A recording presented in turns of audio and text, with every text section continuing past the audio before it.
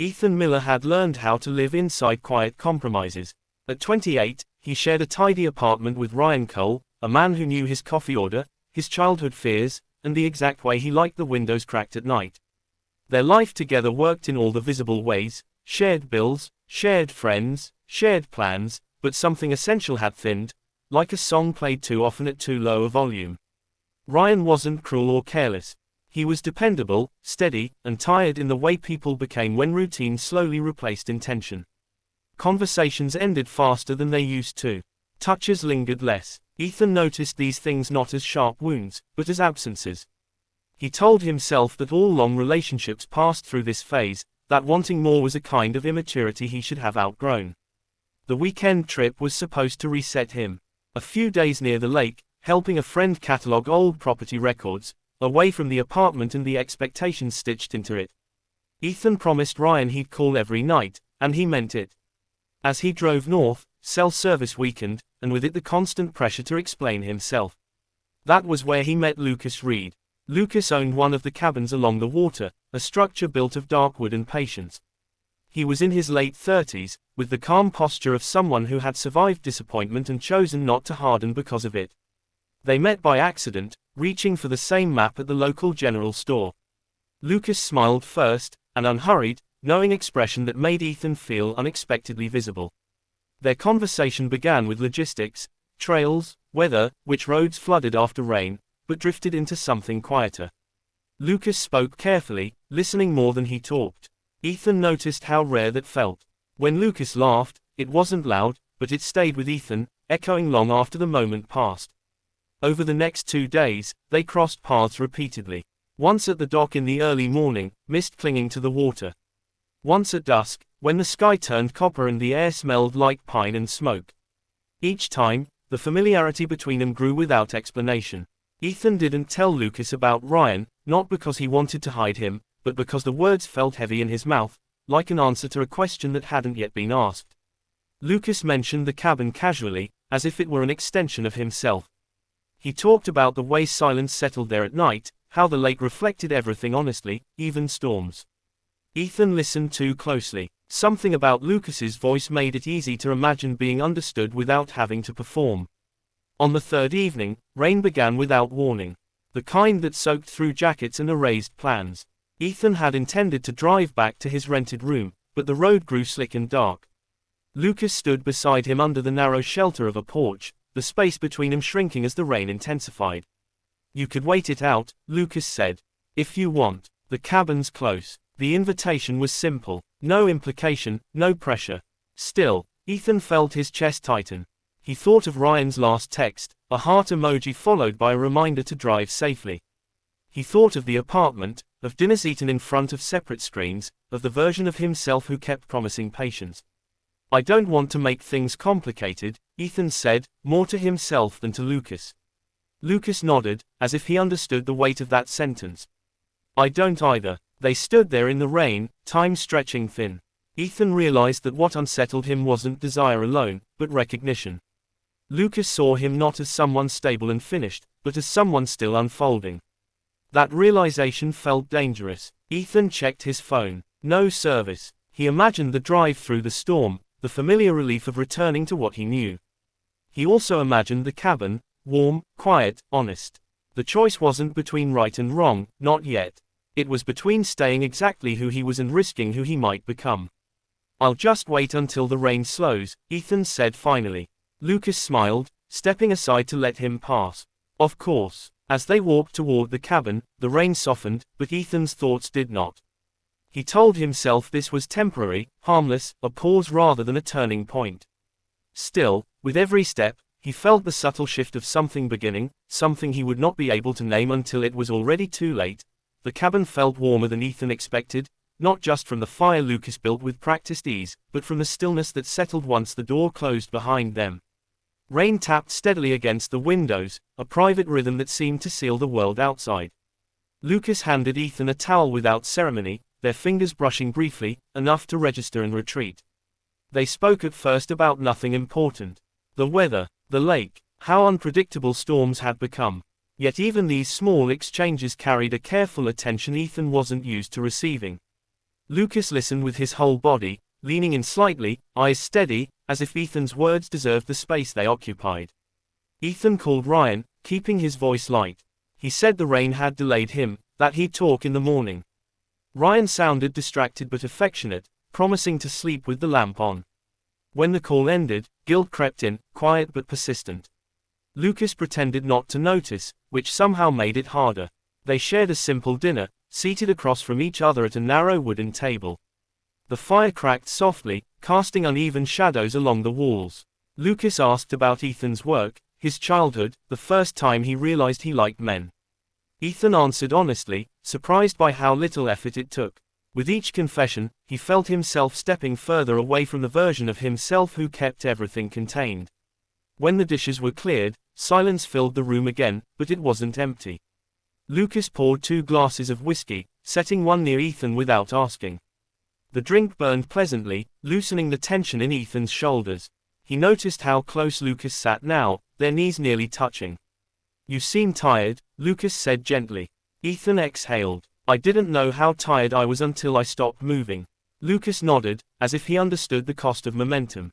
He spoke then of his own past, a relationship that ended not with anger but with erosion. How love could disappear quietly, leaving behind habits that looked like commitment. Ethan felt the truth of that settle deep in his chest. The rain intensified, drumming harder against the roof. Lucas stood to add another log to the fire, and when he turned back, Ethan was already watching him. Their eyes met, and this time neither looked away. The air between them felt charged, the way it did just before a storm broke open. "I don't want to do something you'll regret," Lucas said. Ethan swallowed. He thought of Ryan's smile, of the life they'd built, imperfect but real. He also thought of how invisible he'd felt inside it lately, how often he'd chosen peace over honesty. The conflict twisted inside him, sharp and undeniable. "I don't know what I want," Ethan admitted. Lucas didn't move closer, didn't reach out. He simply stayed where he was, allowing the choice to remain Ethan's. That restraint, more than anything, undid him. Ethan stood, closing the distance himself. When Lucas's hand found his arm, it was tentative, asking rather than taking. The kiss was soft at first, uncertain. Ethan felt the weight of it immediately, the line he was crossing even as he crossed it. He pulled back once, breath unsteady, but Lucas didn't pursue. That freedom made the next kiss deeper, more deliberate. Ethan let himself feel it, the warmth, the relief, the ache of being wanted without expectation. They moved slowly, as if time had thickened around them. Nothing felt rushed or reckless, only inevitable. Later, wrapped in shared quiet, Ethan stared at the ceiling, listening to the rain ease into a whisper. Lucas slept beside him, close but not possessive. Morning light crept through the curtains, pale and revealing. Ethan woke first, clarity settling in with the dawn. The night replayed itself in fragments, every choice, every pause he could have honored differently. He felt changed, not fulfilled, and certainly not at peace. Lucas stirred, meeting Ethan's gaze with something like understanding, not triumph. No promises were made, none were needed. As Ethan dressed, he realized the storm had passed, leaving the world clean and exposed. He stepped outside knowing the hardest part wasn't what had happened in the cabin, but what awaited him beyond it, questions he could no longer avoid, and a life that would never return to its previous shape.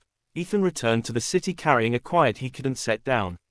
The drive back felt longer than it should have, every mile stretching the distance between who he had been before the cabin and who he was now. The lake faded behind him, but its stillness lingered, unsettling in its honesty. Ryan was waiting in the apartment, barefoot in the kitchen, stirring coffee like it was part of his morning ritual. He smiled when he saw Ethan, the familiar warmth in his eyes landing harder than Ethan expected. Guilt rose immediately, not as panic, but as a dull pressure that refused to lift. "You make it back okay?" Ryan asked. "Yeah," Ethan said, forcing steadiness into his voice. The storm cleared. Ryan nodded, accepting the answer without probing. That trust cut deeper than suspicion would have. Ethan kissed his cheek, the gesture practiced, affectionate, and now painfully loaded. He wondered how many times love survived on moments like this, half-truths padded with routine. Days passed, and Ethan slipped back into the rhythm of shared meals and shared space. Outwardly, nothing had changed. Inwardly, everything had. He caught himself studying Ryan's expressions, measuring the weight of every word, every laugh, as if searching for permission or absolution he knew wouldn't come unasked. Lucas stayed silent at first. No messages, no reminders. The absence felt intentional, respectful, and somehow unbearable. Ethan told himself that distance was the right outcome, that the night at the cabin had been a fracture, not a beginning. Still, he replayed it often, not with longing, but with a clarity that refused to blur. One evening, as Ethan lay awake beside Ryan, his phone vibrated softly. A single message from Lucas appeared on the screen. "I hope you're okay." Nothing more. No expectation hidden inside the words. Ethan stared at the message until the screen dimmed. He didn't reply that night. He turned toward Ryan instead, listening to his breathing, wondering when love had started to feel like an obligation he was afraid to fail. The next morning, Ryan asked, "Are we good?" The question was simple, almost casual, but it landed with precision. Ethan paused, mug hovering near his lips. He considered lying. He considered confessing. What stopped him wasn't fear of consequence, but uncertainty about intention. "I don't know," Ethan said carefully. "I think I've been pretending everything's fine." Ryan frowned, concern replacing ease. "Why didn't you say something?" Ethan searched for an answer that wouldn't wound them both. "Because I didn't want to want more than what we had." They sat in silence, the space between them heavy with words not yet spoken. Ryan reached across the table, resting his hand over Ethan's. The touch was familiar, grounding, and suddenly insufficient. That afternoon, Ethan finally replied to Lucas. "I think about that night more than I should." Lucas answered minutes later. "So do I. But thinking doesn't have to mean acting." The restraint in the message echoed the restraint of the man himself. Ethan felt both relieved and disappointed. He realized then that the night in the cabin hadn't been about Lucas alone. It had exposed the truth Ethan had avoided, that staying had begun to feel like disappearing. That evening, Ethan stood alone on the apartment balcony, city lights flickering below. He imagined telling Ryan everything, imagined the pain, the possibility of forgiveness, the certainty of change. He also imagined leaving without explanation, choosing clarity over comfort. Neither vision felt clean. Ryan joined him, leaning against the railing. "Whatever you're carrying," he said quietly, "you don't have to carry it alone." Ethan closed his eyes. The choice loomed, heavy and unavoidable. The cabin hadn't stolen anything from him. It had revealed something. Whether he named it or buried it would define what came next. Ethan didn't speak his decision aloud. Not yet. But as he stood there, suspended between honesty and fear, he understood one irreversible truth. The life he returned to was not the same one he had left. And sooner or later, he would have to choose which version of himself deserved to survive.